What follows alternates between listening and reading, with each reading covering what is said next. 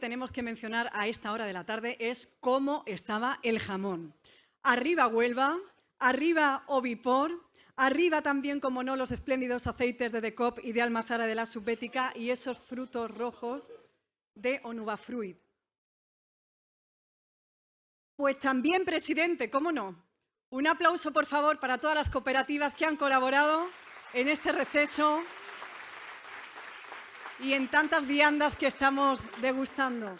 Con el buen regusto del desayuno, con los productos que ustedes preparan con tanto mimo y esmero, nos disponemos a diseccionar el contexto macroeconómico actual, así que vamos a cambiar de tercio. Nos acompaña una eminencia, uno de los 5 economistas más influyentes del mundo, según el ranking Rictopia 2020. Es autor de varios libros y pueden leerle también cada semana en su columna de El Español. También pueden escucharle y verle en sus habituales colaboraciones en televisión. El cooperativismo ante el escenario macroeconómico global con el doctor en Economía, Daniel Lacalle. Bienvenido, todo suyo.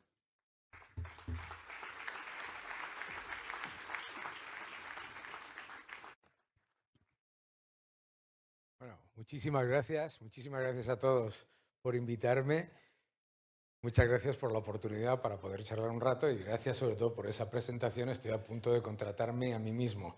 Es un gusto poder explicar un poco cuál es la situación económica actual y cómo podemos enfocar la actividad de todo el sector agrícola y ganadero y las cooperativas en ese contexto. Veréis. Yo he llegado aquí alrededor de las 10 de la mañana y he visto los 2 paneles anteriores. En el periodo en el que esas 10 personas han estado hablando, en el mundo han entrado 15.000 personas en la clase media, en ese rato.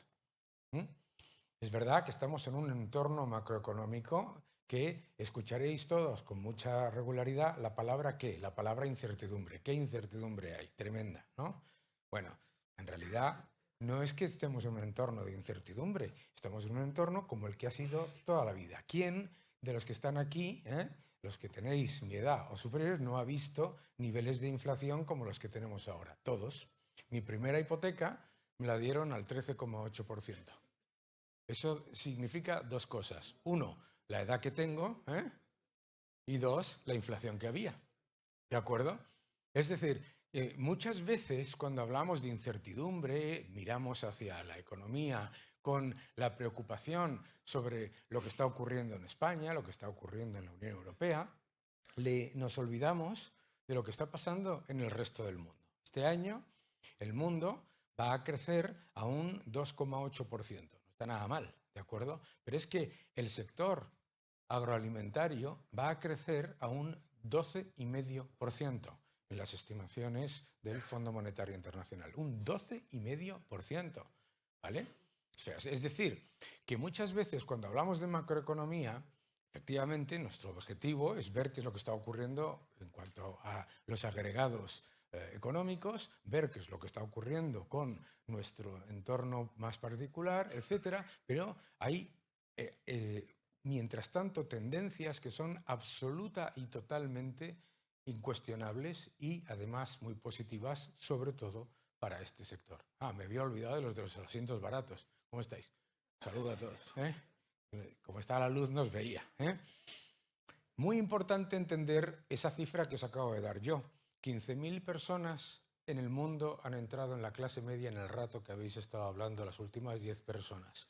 Y eso significa personas que quieren mejores, mayores servicios, mayores bienes de mayor calidad y quieren alimentarse mejor, quieren tener más acceso a experiencias personales más positivas. Esas personas, cuando nos tenemos que acercar a ellos, cuando tenemos que acercarnos, como decía una de las ponentes, la última ponente de Coexpal, lo importante es que nos tenemos que acercar a esos billones de consumidores. Nos tenemos que acercar a toda esa cantidad de personas, billones en americano, miles de millones. Nos tenemos que acercar a toda esa cantidad de personas que perciben esa necesidad de una manera completamente distinta a la que la percibimos nosotros. Es decir, no la dan por hecho, no dan los bienes de calidad y los bienes de real valor añadido por hechos. ¿Qué es lo que nos pasa a nosotros? Que vamos a un supermercado y damos por hecho que el supermercado va a estar lleno de unos productos fantásticos que distribuís todos vosotros. Pero eso no es el caso en el resto del mundo. De hecho, es lo contrario. Por lo tanto, una de las cosas que tenemos que darnos cuenta es que cuando hablabais antes de acercaros al cliente, etcétera, etcétera, absolutamente clave. Es absolutamente clave estar más cerca del cliente. Pero al cliente no hay que venderle lo que nosotros creemos que quiere comprar, sino lo que quiere comprar el cliente. ¿Por qué? Muy sencillo, lo habéis dicho también. Lo bueno de venir después de los dos paneles anteriores es que yo voy tirando de las cosas que han dicho ellos, que estaban todas fenomenal. Claro, te dices, somos muy sostenibles. Si todo el mundo es sostenible, nadie es sostenible. Fact. ¿Vale? No, es que tenemos pagamos muy bien, muy buenos salarios. Bueno, si eres un ciudadano de Singapur, con todos mis respetos, los salarios que tú pagas son irrelevantes. ¿Qué es lo que pasa? Que muchas veces lo que intentamos venderle a los clientes, lo que intentamos generar como nuestro producto, nuestro factor diferencial, son cosas que nosotros creemos que son las que tienen que comprar y no las que ellos quieren comprar, que son distintas. ¿Qué es lo que quiere comprar el mundo? El mundo quiere comprar frescura, sabor y diferenciación de calidad, ¿de acuerdo? Esos tres factores, ¿cómo se enmarcan? ¿Cómo se ponen encima de la mesa? ¿Cómo se diferencian en un sitio? Con la marca. Hablabais antes de sellos, ¿no? Cuando vosotros vais a un supermercado a comprar cereales, ¿quién de vosotros compra los cereales mirando el lateral? Ninguno. Algunos sí. Ninguno. ¿Qué es lo que miráis? La caja. ¿Qué miráis en la caja? La marca. ¿Qué es lo que aparece más grande en una caja de cereales? La marca. La marca es lo más importante. Lo que define todo lo que viene dentro es la marca. Y lo que define también la experiencia del consumidor es que si lo que está dentro luego no le gusta, ¿qué es lo que piensa de la marca? Que todo lo que vende esa marca no es correcto, ¿de acuerdo? Y tiene otra preferencia. La marca, por lo tanto, es el factor diferencial que os hace a vosotros poner en valor aquello que los ciudadanos del mundo demandan y que vosotros tenéis que transmitir de una manera lo más eficiente posible y claramente económicamente rentable. ¿Por qué? Porque el coste es un dato. El valor es una opinión. El valor es subjetivo. El valor es completa y absolutamente subjetivo. Yo puedo hacer un reloj. Yo puedo hacer un reloj con todo detalle, con la mejor tecnología, con los mejores artesanos relojeros, con los mejores materiales, etcétera, etcétera, etcétera, etcétera. Si después de hacerlo le quito la marca, ¿cuánto vale ese reloj? Nada. Es muy importante, por lo tanto, que lo que estáis poniendo en valor aquí, que es vuestro trabajo, la calidad de los productos que producís, bravo, saludos al teléfono ese. Cada día aprende uno más con los ringtones que tienen los teléfonos, ¿no? Antes era música, ahora es aquí el grito de Tarzán. ¿Eso significa que estamos yendo hacia atrás? No, tampoco. Innovación, eso significa innovación, ¿no? Ya no es tiro, significa innovación. Innovar es cómo se refleja la innovación en el 90% de los productos, bienes y servicios del mundo, vía la marca. Vía la marca. Lo importante, por lo tanto, es que cuando queréis aunar en un mayor valor añadido, un mayor margen, porque ¿qué es el valor añadido? Mayor margen en vuestra actividad. Tenéis la importancia de la marca, y la importancia de la marca es doble. Uno, una empresa puede tener una buena marca Pero si a la vez esa empresa vende el 50, el 60% de lo que produce a granel, está compitiendo negativamente contra su marca. Y tiene, por lo tanto, está generándose lo que se llama correr para estarse quieto. El brazo izquierdo ataca al brazo derecho. La marca es lo que diferencia todos esos factores que vosotros decís. Las etiquetas pueden ayudar, pero las etiquetas no dejan de ser el sueño húmedo de un burócrata. Genera muchísima administración y muchísima... Está muy bien, no pasa nada. Pero lo importante es que pongáis en valor todas esas fantásticas marcas que yo he visto ahí, que lo que están diciendo simplemente con escuchar el nombre es procesos sostenibles, trabajadores contentos, productos de calidad y servidos de manera absoluta y totalmente eficiente. Esa es la clave, esa es la clave.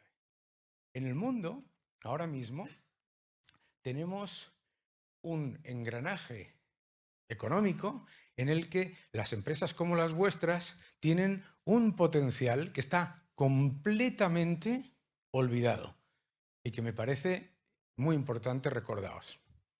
La inmensa mayoría de las cooperativas de España son bancos.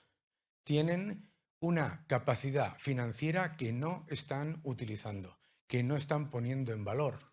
Hay en general una visión económica perfectamente organizada en cuanto a la actividad a nivel operativo, pero falta mucho desarrollo desde el punto de vista financiero.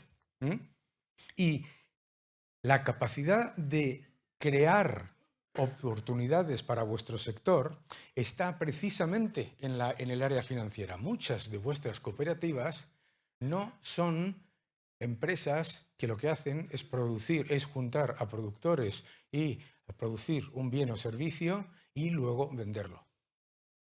Son empresas financieras.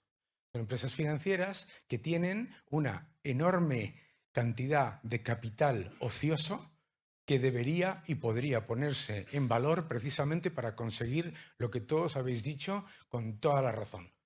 La importancia de la integración y del crecimiento para precisamente no solamente acercarse más al cliente, sino de manera más eficiente y hacerlo de una manera que llegue en el máximo nivel de precio con respecto a los costes, es decir, de maximizar los márgenes.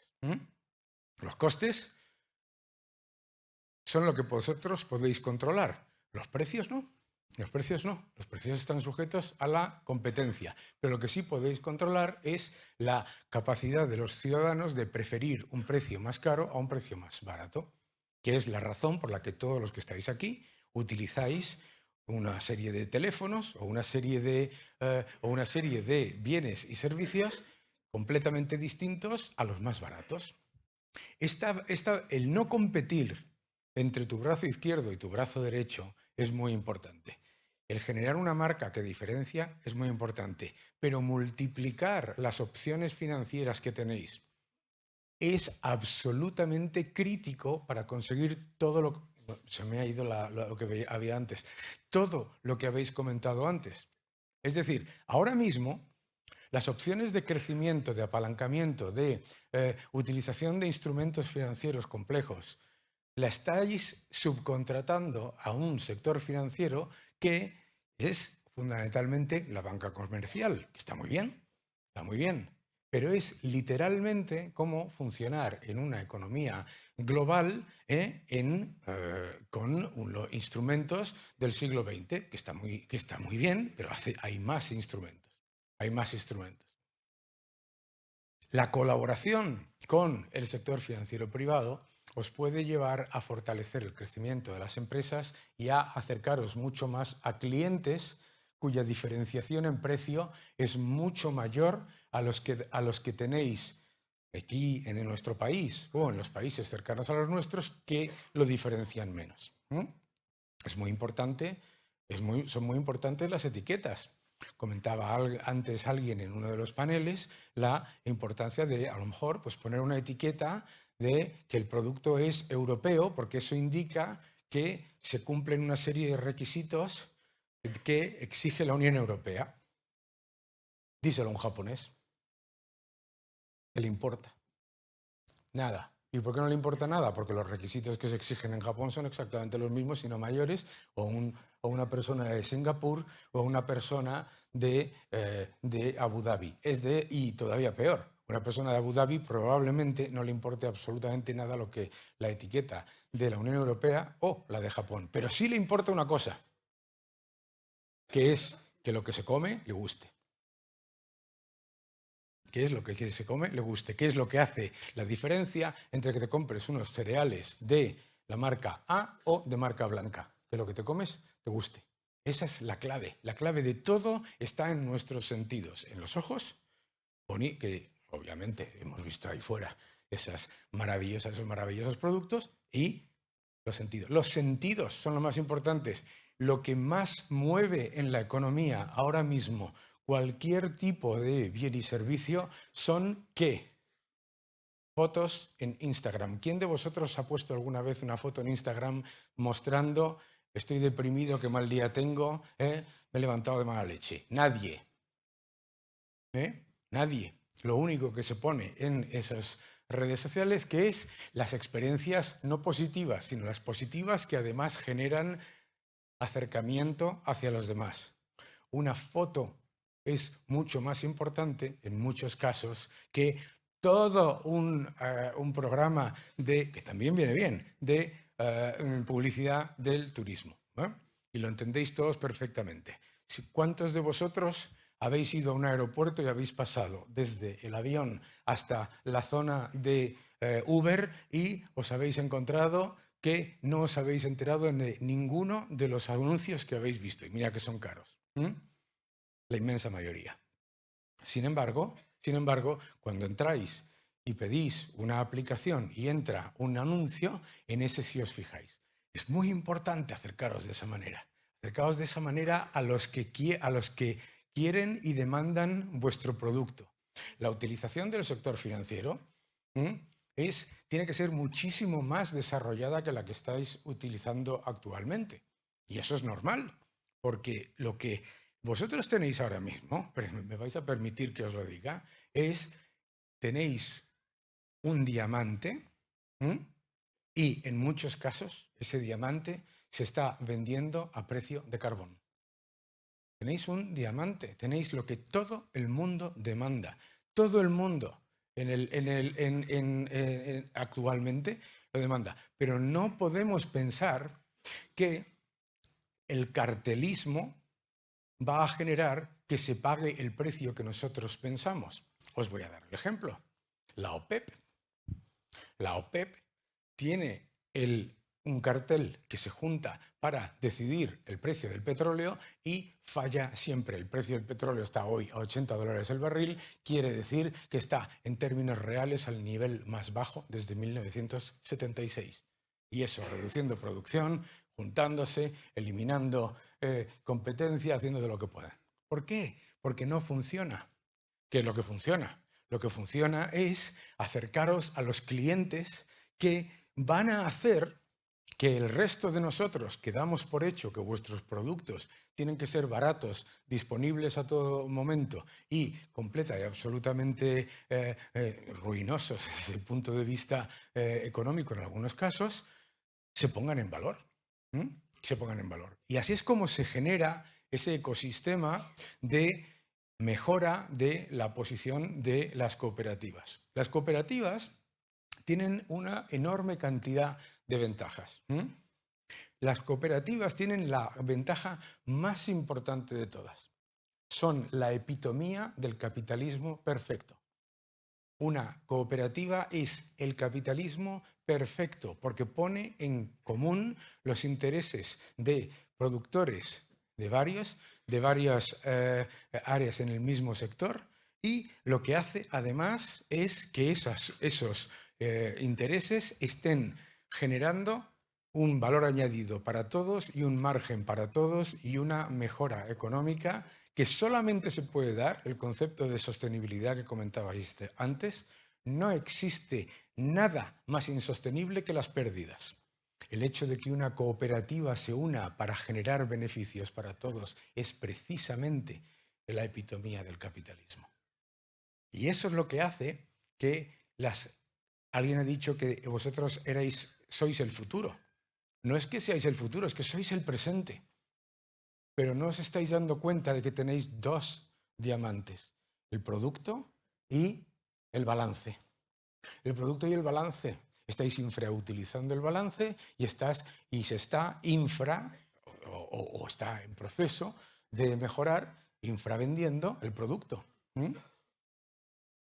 Las cooperativas no solamente son el futuro, sino que tienen una oportunidad absolutamente clave, efectivamente, de unirse y de crecer. Fantástico. Pero yo todo lo que he escuchado, lo único que me ha faltado en estas 10 fantásticas charlas o comentarios que he escuchado antes, ha sido todo el tiempo integración ¿cuál? Horizontal. Integración horizontal. Pero la integración horizontal no sube los precios. La integración horizontal no aumenta los márgenes. Los puede mantener, pero no los aumenta en las mismas condiciones. Lo que me parece que es una oportunidad absolutamente fantástica para las cooperativas es crecer horizontal y verticalmente. El sector agroalimentario de España es el sueño tributario de un político. Desde la mata hasta el consumidor hay 9 pasos en la cadena de producción y suministro y venta de 1 kilo de tomates que hacen que 1 kilo de tomates pase a tener más de un 47% de impuestos en el precio final. 47%. ¿Por qué? Porque tiene los impuestos el agricultor, tiene los impuestos el frío, el almacenamiento, el transporte, la distribución minorista, etc. Todo el mundo está pagando masivamente. Es también el sueño tributario de un intervencionista político, porque como está masivamente desagregado, le puedes estar subiendo constantemente los impuestos y constantemente las trabas burocráticas y no se queja. Es maravilloso. O si se queja no se nota. Por eso es tan importante el crecimiento no solamente horizontal, que es importante, sino vertical. Porque es que si no, no tienes capacidad de defenderte del asalto regulatorio y tributario. Claro, muchas veces yo, cuando escucho a las cooperativas, a las empresas, etcétera, lo que escucho es, a mí me están fastidiando por que le fastidien al otro. ¿No? Dicen, no, es que a mí me están fastidiando con los impuestos al trabajo, con los impuestos a la producción, con los impuestos y las trabas burocráticas y todo eso, que le fastidien a los marroquíes o a los holandeses igual. Es que eso nunca va a ocurrir. Es que eso nunca va a ocurrir. Por eso es tan importante crecer y fortalecerse y que tengáis estas reuniones para defenderos, que es absolutamente clave en un entorno en el que la competencia internacional va a ser absoluta y totalmente alucinante. ¿Quién de vosotros, bueno, todos vosotros lo sabéis, esto no me vale en este foro, como todos sabéis, el precio del trigo y del maíz están muy por debajo hoy en los mercados internacionales de donde estaban antes de la invasión de Ucrania. Y a pesar de una invasión de Ucrania en que ha habido 2 países que suponen más del 30% del suministro de maíz y de trigo del mundo, los precios se han desplomado. Desplomado. ¿Por qué? Inmediatamente ha entrado el resto de las cadenas de suministro, otros productores, etcétera, etcétera, etcétera, y han eclipsado, y los rusos que se pensaban que iban a vender trigo a precio de petróleo, ahora están vendiendo petróleo a precio de trigo. Esto es importante que lo entendáis, muy importante que lo entendáis, porque la tecnología, la innovación y el engranaje financiero tienen un mayor efecto desinflacionista que el efecto inflacionista que genera la intervención. Por eso yo siempre digo que a Putin, Siempre digo Jerome Powell 1, Putin 0. Jerome Powell es el gobernador de la Reserva Federal. ¿Qué es lo que ha pasado? Simplemente con las subidas de tipos que se han implementado desde el principio de la invasión de Ucrania, se ha llevado por delante toda la subida de precios de todas las materias primas. ¿Cómo? Haciendo mucho más caro el transporte, mucho más caro el almacenamiento, mucho más caro tomar posiciones largas y mucho más caro tomar posiciones financieras en materias primas apalancadas. Claro, las subidas de tipos. Bien, pues ahora tenemos subidas de tipos, la inflación está bajando, la inflación va a continuar bajando y además muy rápido, precisamente por las subidas de tipos. ¿Y por qué? También la contracción de la cantidad de dinero en el sistema. La inflación no es la subida de los precios, la inflación es la pérdida del poder adquisitivo de la moneda. Y con la reducción de cantidad de dinero que hay en el sistema ahora mismo, vamos a ver, y la estamos viendo ya, una reducción muy rápida de los niveles de inflación. Pero ¿qué es la reducción de la cantidad de dinero y por qué me está contando Daniel Lacalle esta tontería en un congreso sobre cooperativas? Vuelvo a la parte financiera. La reducción de la cantidad de dinero es restringir el acceso a crédito del mercado. No se puede hacer de otra manera. Por lo tanto, cuanto menos dependáis del canal bancario en los periodos de ciclos diferentes en vuestra actividad, mejor. Por eso tenéis esa enorme oportunidad en el sector de las cooperativas de generar vuestros propios sistemas de financiación. Y me diréis, ¿pero cómo es que es eso de los propios sistemas de la financiación? Yo voy al banco, pido un préstamo y me busco la vida o una línea de crédito. Hay todo tipo de oportunidades que os permiten navegar los periodos, como decía una de las personas que habló en el primer panel, que nos contaba que si el año que viene la cantidad de agua que tiene le pueden caer un 50% los ingresos, bueno, esa persona no puede controlar la cantidad de agua de la que dispone. Puede hacer para que la cantidad de agua de la que dispone sea más constante, como integración horizontal y vertical. Y vertical, si las cooperativas no empiezan a convertirse en eso que la gente utiliza ese nombre o ese adjetivo tan negativamente y que es absolutamente necesario, como es un lobby, os van a seguir crujiendo por todos los lados. Por el lado regulatorio, por el lado fiscal y por el lado de las estratagemas políticas entre unos lugares y otros, porque aquí no hay ningún problema de acceso a agua.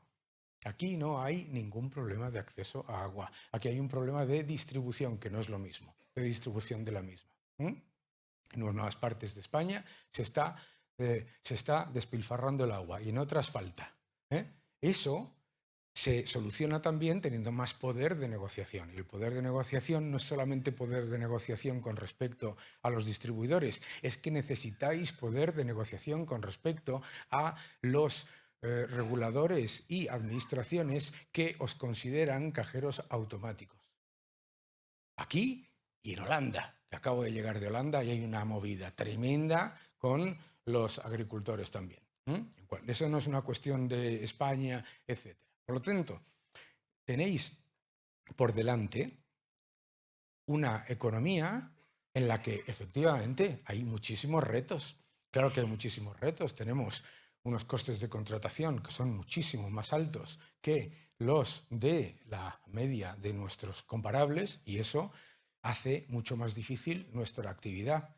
Tenemos muchas más trabas regulatorias y tenemos una cadena muchísimo más desagregada. Y también es importante, por lo tanto, no solamente crecer en horizontal, sino crecer en vertical, porque tenemos otro problema, que es la absoluta indefensión con respecto a los aranceles. Es alucinante que no sea una alarma nacional y esté todos los días en los medios de comunicación que en España, ante la pérdida de un arbitraje internacional por las subvenciones a un avión, en España se le ponen aranceles a las aceitunas y el gobierno no hace nada. Porque ¿qué es lo que hicieron los italianos, los portugueses y los griegos? Lo que hicieron inmediatamente, en cuanto se perdió el arbitraje con respecto al problema de las subvenciones a los aviones en Europa, es ir a Estados Unidos a negociar con los estadounidenses para que no les pusiesen esos aranceles. ¿Cuál es el único país que se ha comido los aranceles a un sector que no tenía absolutamente nada que ver con el problema creado inicialmente? ¿Y por qué en los otros países sí se fue inmediatamente a negociar con Estados Unidos para que no les pusiesen los aranceles al sector agrícola? ¿Qué pasó? Que tienen sectores muchísimo menos desagregados y muchísimo menos atomizados que el español. Es absolutamente clave que veáis esas oportunidades, que las estáis diciendo. Que las estáis diciendo. Cada vez prestarle menos atención a la cantidad que se vende y más a los mercados en los que se vende. Utilizar las herramientas financieras que tenéis ya en vuestro balance para navegar los periodos de dificultad y que no pase lo que pasa en el 90% de los casos de quiebra empresarial en España, que es muerte por capital circulante. Yo siempre digo que el capital circulante mata más empresas que el gobierno. Y es verdad. ¿Qué es el capital circulante? Todos lo sabéis. Es lo que te cuesta funcionar. Lo que te cuesta simplemente funcionar. Y el nivel de deuda que tienes que acumular para funcionar operativamente. ¿Bien? Pues eso, vosotros tenéis lo que es absolutamente espectacular. Pero me vais a permitir, es que es espectacular mirar el balance de vuestras empresas. Es espectacular escuchar, por otro lado, a todos vosotros decir que, claro, vosotros sois pequeñas empresas, que no tenéis capacidad, etcétera, etcétera, y no os falta razón en la inmensa mayoría de los casos, pero es que estoy escuchando que el que menos factura de todos vosotros que estáis aquí son 5 millones de euros. Es que España es un país de microempresas. España es un país en el que las empresas que facturan más de 1 millón de euros son menos del 10% de las empresas. Es decir, lo que os quiero transmitir es la fortaleza que tenéis y que probablemente, obviamente la estáis mostrando con el crecimiento que habéis tenido durante todos estos años, pero que probablemente no estáis valorando lo suficiente. ¿No os estáis dando cuenta que una empresa que factura 200, 300 millones de euros, como ha salido alguna, otras que facturan 5, 10, me da exactamente igual?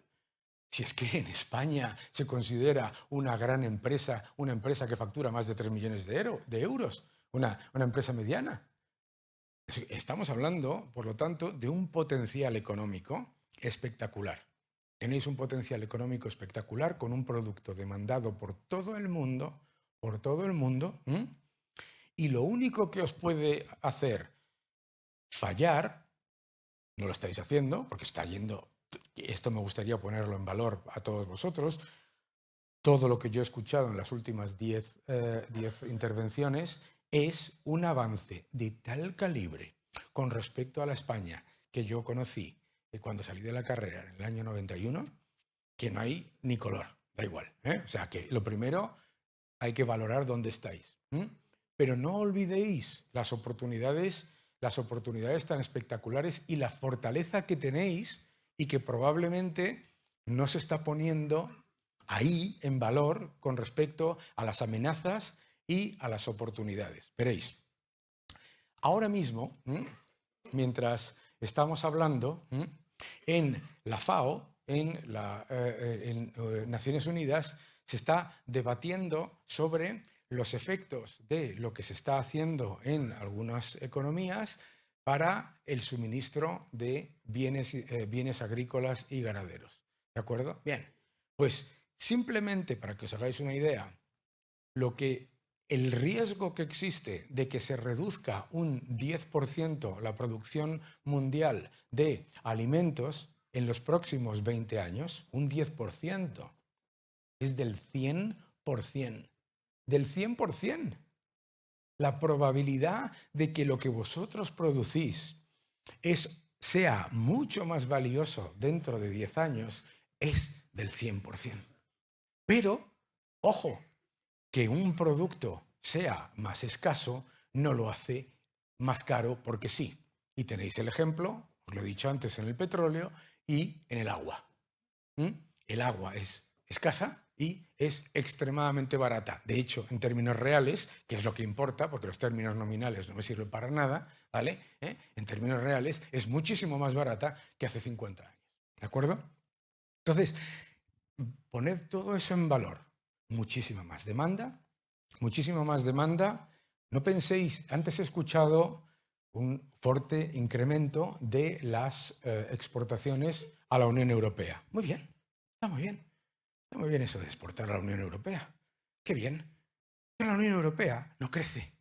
La Unión Europea es una zona económica estupenda que tiene 3 problemas. 1, que no crece. 2, que tiene la mayor carga fiscal sobre la renta y sobre las familias de todo el mundo occidental. Y 3, y más importante, el envejecimiento de la población.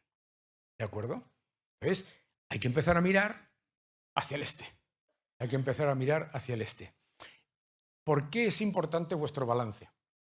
Porque, claro, diréis, claro, hombre, es que si yo exporto a la Unión Europea, tengo la misma moneda, tengo una seguridad, si le vendo a Alemania, si le vendo a una gran cadena, etcétera, tal, bien, todo eso está relativamente asegurado, estupendo, estupendo, y si le vendo a Singapur, o a Taiwán, o a China, o a Japón, la cosa no es tan sencilla. Por eso es tan importante vuestro balance, vuestro increíble balance.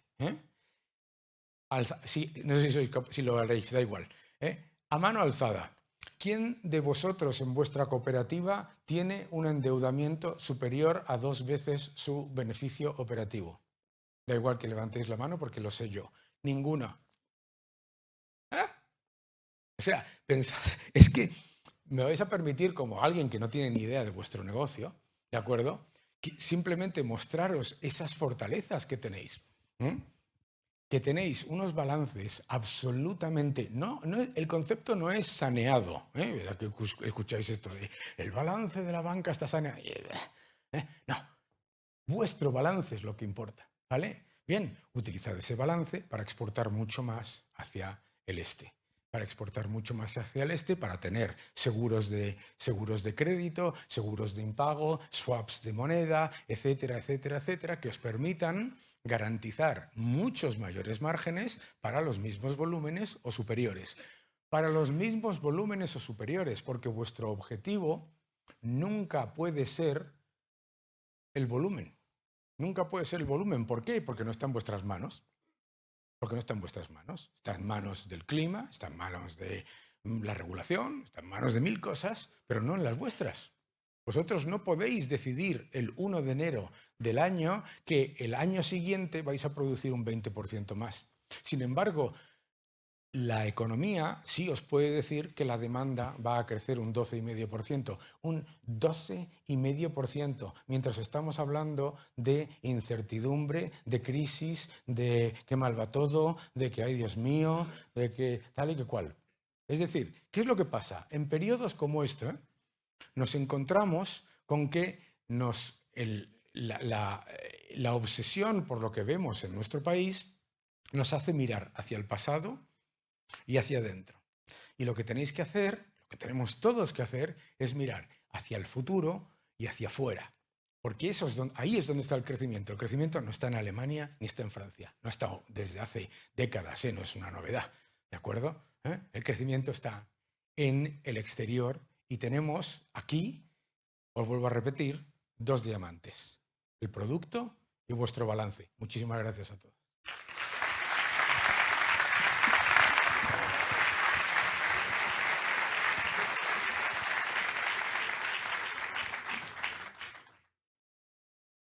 Yo no sé si teníamos alguna pregunta o... Ah, No lo sabe. Si haréis alguna pregunta, algún comentario, estoy encantado de responderlo, por supuesto. ¿Eh? Si tenéis cualquier, ahora, cuando queráis. Aquí.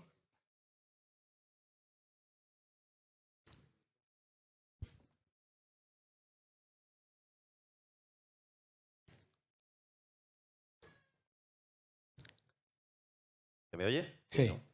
Buenos días, Daniel. La verdad es que muchas gracias por la exposición. Yo creo que nos ha quedado mucho más claro que tenemos que seguir confiando en este modelo, en el modelo cooperativo. Y sí me gustaría un poco que nos diera, si es posible, una pequeña pincelada desde el punto de vista exterior, desde el punto de vista macroeconómico, bueno, los problemas con la guerra de Ucrania, la subida efectivamente de tipos de interés bueno, y la inflación. Mm, ¿Qué esperamos en el próximo año desde el punto de vista económico que nos afecte desde el exterior? Bueno, que nos afecte, lo primero, las subidas de tipo de interés ya están, ya no se van a subir los tipos de interés más, probablemente, ¿de acuerdo? Por lo tanto, eso ya está, ¿eh? Eso ya lo tenemos detrás. Los tipos de interés, aunque se han subido, los tipos de interés siguen siendo negativos en términos reales, es decir, la inflación es superior a los tipos de interés. Os contaba antes que ahí me dieron mi primera hipoteca al 13,8%. ¿Eh? Eso es como si me lo hubieran dado, los tipos que hay ahora, es como si me hubieran dado la hipoteca al menos 6%. ¿De acuerdo? Entonces, lo primero que tenéis que entender es que aunque han subido los tipos de interés, las condiciones de crédito son increíblemente laxas. Y por lo tanto, las opciones financieras son mucho mayores, mucho mayores. Desde el punto de vista macroeconómico, la inflación es un efecto monetario. Lo que llaman inflación de costes es más dinero yendo a activos relativamente escasos. Lo que llaman inflación de salarios es más dinero yendo a activos relativamente escasos. La inflación solamente se va a controlar reduciendo la cantidad de dinero. ¿Y qué es reducir la cantidad de dinero? Uno es una reducción significativa de la demanda agregada, es decir, una caída del Producto Interior Bruto. Ya la Reserva Federal ya dijo ayer que cuentan con una recesión, ¿de acuerdo? Y una reducción de la cantidad de crédito. Por eso es tan importante que valoréis vuestro diamante en bruto. Como decía Chris Rock, no se hacen diamantes abrazando a las piedras de carbón, hay que apretar, ¿no? Pues apretar, claro, vamos a tener un periodo complicado a nivel internacional y a nivel nacional. No penséis esas historias que se cuentan muchas veces. No, es que si hay recesión en Estados Unidos, nosotros no vamos a tener problemas. Son tonterías que se dicen de propaganda, ¿verdad? Pero yo creo que el riesgo de recesión no es necesariamente un impacto brutal sobre vuestro sector. ¿Vale? ¿Por qué? Porque lo que nosotros estamos, la recesión en realidad, si lo pensáis, voy a hacer un poco rollo.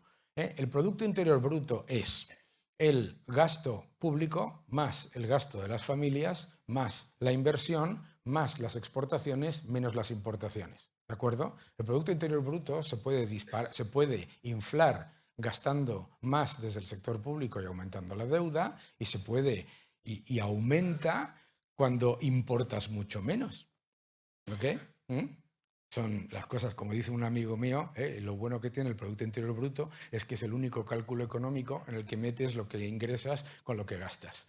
Lo importante, por lo tanto, es que vosotros veáis que haya una recesión no viene porque vaya a haber menos consumo de vuestro producto. Yo me acuerdo que el presidente de Apple, Tim Cook, al que conocí, ¿no? Me acuerdo que cuando la anterior recesión le pregunté, tuve la oportunidad de conocerlo y le pregunté, ¿cómo se prepara una empresa como Apple contra la recesión? Y dice, nosotros no nos preparamos contra la recesión. A nosotros no nos importa la recesión. A vosotros no os importa la recesión. ¿De acuerdo? Solamente os importa la recesión si pasa qué. Si el objetivo es vender el máximo a granel. Entonces sí. Entonces te van a bajar los márgenes, ¿de acuerdo? Pero tenemos que verlo desde ese punto de vista. La inflación va a bajar. Y los precios de las materias primas y de los alimentos ya están bajando y mucho en el mercado internacional, todavía en el mercado nacional no. Pero, o sea, que los vientos de cola que hemos vivido en los últimos años han venido fundamentalmente de que en el año 2020, cuando estábamos todos encerrados, se hizo el mayor experimento monetario de la historia. Se creó más dinero entre marzo y julio del año 2020 que en todos los años anteriores desde la ruptura de Bretton Woods, en 3 meses. ¿Ok? Eso lo vamos a pagar. Claro, es como dices, bueno, me voy de fango una noche, ¿sabes? Y en 3 horas me tomo 20 copas y digo, yo controlo, el resacón es de colores. Eso lo vamos a pagar, ¿de acuerdo? Lo que pasa es que, claro, ¿qué es lo que se dice? ¿Qué es lo que se dice cuando tienes resaca? ¿Cómo se cura la resaca? Me decían a mí cuando yo era una vez, ¿quién lo ha dicho? ¿Con qué? Tomándote una cerveza, ¿no? Es decir, siguiendo borracho. Es decir, no curándote. Ojo, la solución al resacón en el que ya estamos metidos, esto ya estamos aquí, ¿de acuerdo? La resolución al resacón va a ser una cerveza. Es decir, que esto lo tenéis que tener en cuenta. Las condiciones de crédito van a seguir siendo extremadamente laxas y los tipos de interés van a seguir siendo negativos en términos reales. O sea que cuando veáis nubarrones, mirad lo que tiene que ver con vuestro sector, como hacen los de la tecnología y como lo hacen los otros. Lo peor que podemos hacer es caer en el error de Argentina, que Argentina, que tiene un sector maravilloso agroalimentario, ¿sabes? Pues como siempre piensa que todo se tiene que solucionar vía volumen y vía precio, es una ruina año tras año, tras año, tras año, ¿no? Pues no sé si hay alguna. Ah, sí. Hola, soy Clara Aguilera, encantada de saludarte en este estupendo congreso de las cooperativas de Andalucía. Daniel, y solo por aclarar cuando has hablado de los aranceles, porque eso lo he vivido en carne propia. Entonces, nosotros tuvimos aranceles y mantenemos lo de la aceituna negra, Sí. en el caso de Estados Unidos, que fue una circunstancia a 3 empresas sevillanas, una de ellas cooperativa, que aquí está su presidente, porque eran empresas con una alta competitividad, Sí. más de 50 años en Estados Unidos, y Trump fue a cargarse el núcleo de competitividad de esas empresas. Ese fue el inicio. Posteriormente, ante esa guerra comercial que empezó esa brillante administración, que afortunadamente pasó, esperemos que no vuelva, a continuación, evidentemente, la Unión Europea, que actuó conjuntamente y costó un poquito de trabajo, pero actuó la Comisión, te lo digo, y desde el Parlamento también trabajamos en ello profusamente. No obstante, Trump nos puso al aceite de oliva aranceles, al queso italiano, al vino francés, es decir, fue tocando los sectores estratégicos más competitivos europeos. Es decir, primero fue el anterior, después fue la siguiente consecuencia, digo, que son cuestiones distintas de establecimiento de aranceles. Y ahí es donde se llegó al acuerdo a quitar esos aranceles que tenía el aceite, que tan preocupante era, porque el aceite, y aquí estaba el sector importante del aceite mundial, aquí, ese sector acababa de empezar una importantísima campaña en Estados Unidos de marketing, su introducción muy potente y muy competitiva.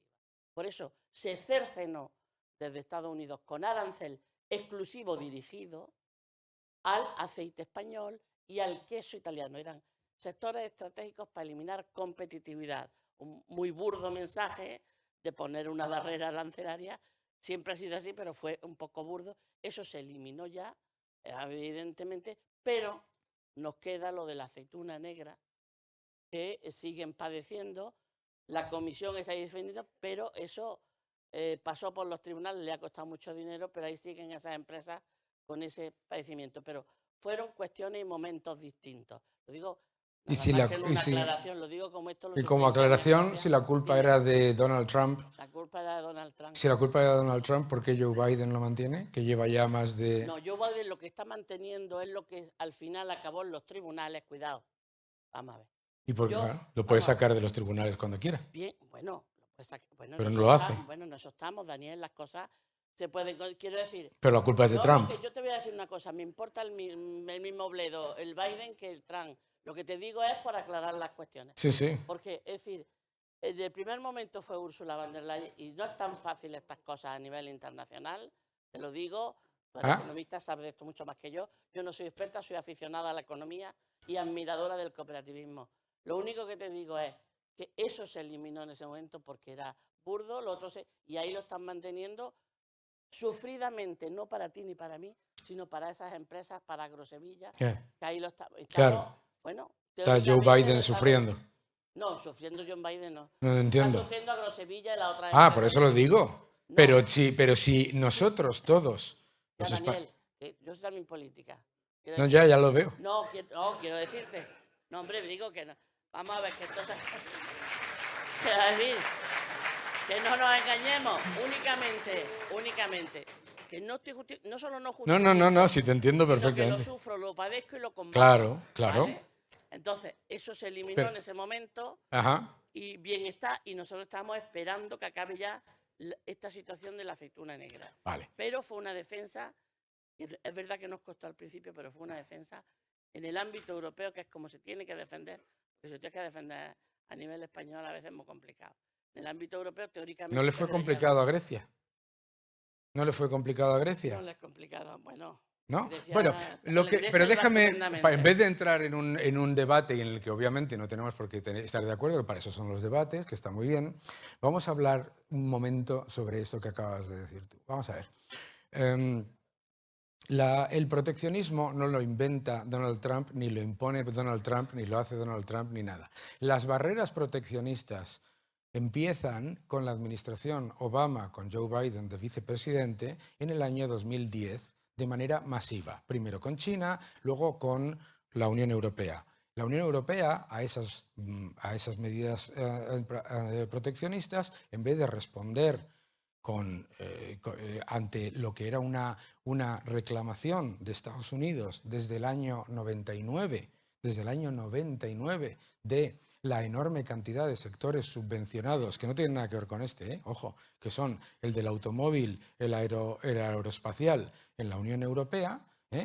¿Por qué salís a la calle y no veis ningún General Motors, ni ningún Chevrolet, ni ningún Pontiac?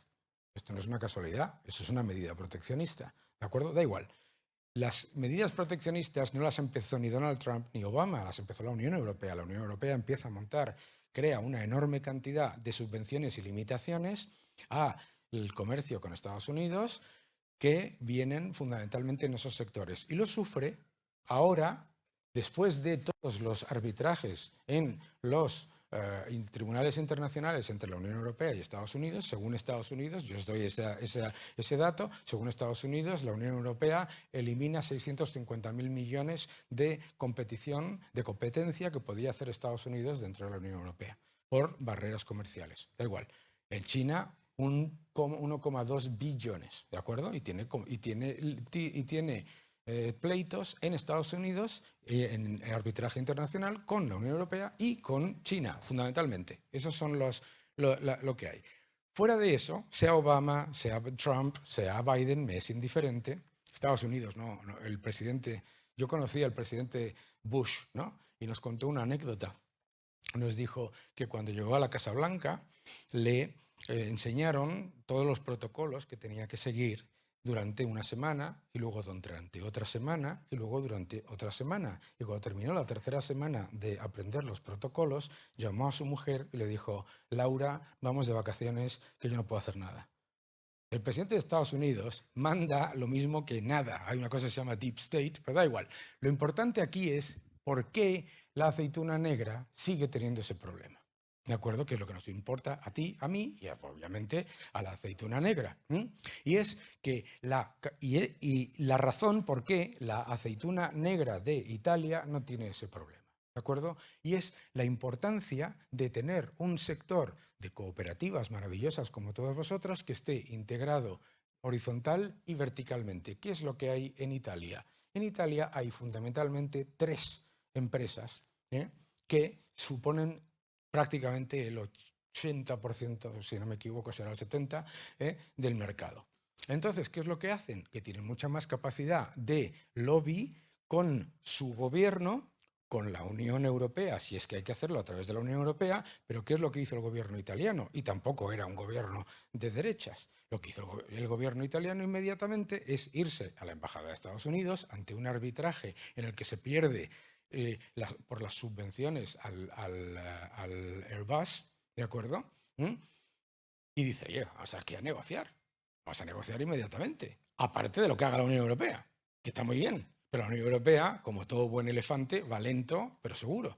Entonces, no pasa absolutamente nada. Lo que quiero decir es que nosotros no podemos ver nuestra Unión Europea, que tiene cosas maravillosas, como si fuese una especie de pristino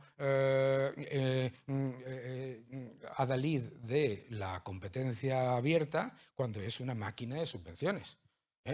Y con la que Estados Unidos lleva muchos años de litigios. Lo único que me importa a mí, eso ya podemos echar aquí la tarde, además ya veis que yo cuando me pongo a hablar, lo único que me importa a mí es que cuando hay un litigio por un avión, no se lleve el tortazo la aceituna o el tomate o el no sé qué. Porque, oh, sorpresa, por el mismo litigio, el mismo, Francia no se llevó ningún arancel. Ninguno. Ojo. Porque claro, dices, no, se trabajó mucho para quitar este y para quitar el otro. Muy bien. ¿Por qué Francia tuvo 0? 0. ¿Es que Donald Trump le entró ahí un poquito de bonjour, monsieur? No. No.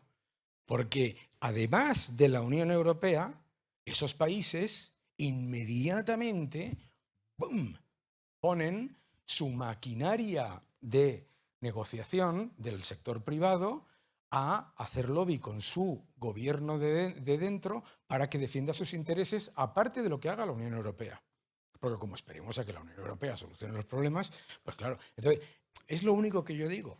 Y en donde convergemos... Escúchame a mí un poquito, te voy a decir una cosa. Nada más, es decir, estoy de acuerdo con eso que dice, es decir, el impulso de los gobiernos, por supuesto. Yo no estoy hablando aquí ni de izquierda ni de derecha. No, bueno. Lo único que te digo... No, bueno, no. Hemos empezado sacando a mi amigo Trump, no sé por qué.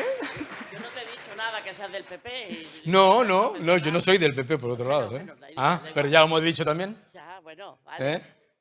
No, escúchame un momento. Es decir, nosotros tuvimos que combatir esto en la Organización Mundial del Comercio, que esté dividida o no, ha habido que defender esta posición para defender la ayuda de la PAC, que era lo que nos preocupaba cuando empezó la batalla. Bien, con la ¿por qué no se le puso ninguna arancel a Francia? Que porque no se le, es decir, eligió factores, no lo sé. Bueno, Eligió bueno, fastidiar a la vale, aceituna española. Te lo compro, Macron es magnífico. No, Vale. Macron no. No era Macron, por bueno, otro lado. Era Hollande. Bueno, pues Hollande, pues estupendo. Mejor Es que... todavía. Señor Nos lo estamos Daniel pasando. Lacalle, señora Aguilera. Sí, solo permítame que es que él no para y yo le voy a decir una última Hombre, cosa. no es por nada, la charla es la mía, ¿eh? Aquel córner. Cuando le... Vamos. Es verdad, perdona. Les tengo que agradecer, discúlpenme, este genuino debate, aquel córner que es la dirección de la Seguimos organización. nos tomamos está un café. sacando la tarjeta roja. Nos tomamos un café. Perdón. Gracias. Es un placer gigante. Es un placer gigante. Gracias.